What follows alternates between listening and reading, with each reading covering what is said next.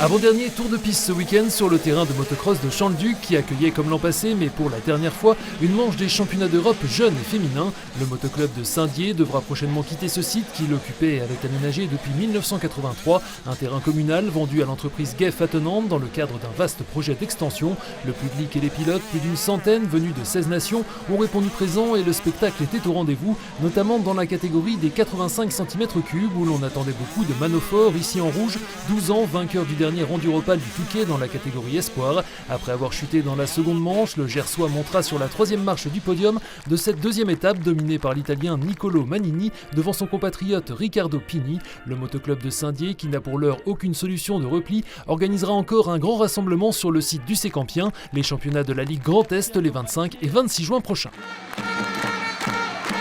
De l'ambiance avec quelques 300 supporters au gymnase Viviani et une bonne chose de fête samedi soir pour le 16 volley. Face à Beauvais, un concurrent direct pour le maintien, premier non relégable à seulement un point derrière au classement, les Spinaliens ont confirmé leur solidité à domicile avec une 4e victoire en 4 matchs. Les Isariens enchaînant eux une 5e défaite consécutive. Succès 3-0, 25-22 deux fois et 25-15 qui rapproche les Vosgiens du maintien à 2 journées du terme.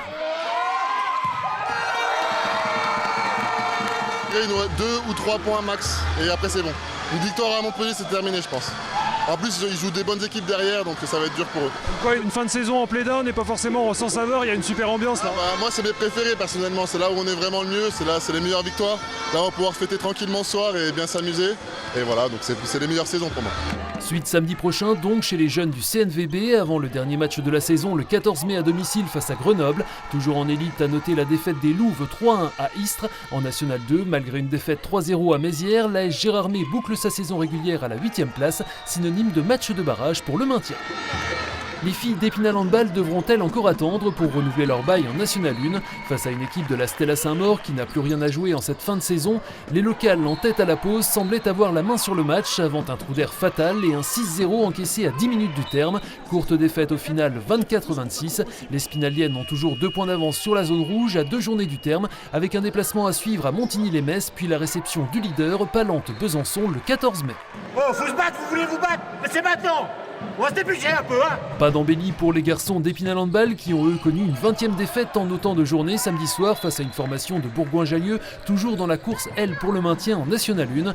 Revers 27-32 avec il est vrai 2 gardiens convalescents et ce malgré les 15 buts dont 3 pénaltys de Pierre-Jean Bedon. Suite dans 15 jours, toujours à domicile face à Beaune.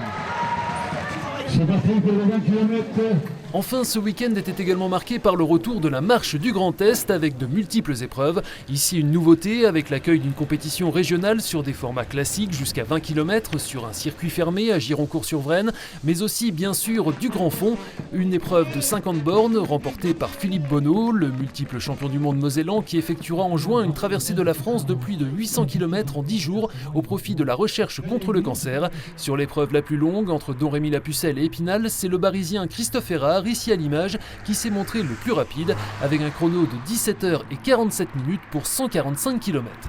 Nous y reviendrons largement ce lundi soir dans l'émission Côté Sport avec l'organisateur Yannick Landormy, également invité le président du SAS Football Yves Bailly pour l'exercice bilan et perspective, sans oublier Francis Verdun de Vosges Matin, première diffusion à 19h.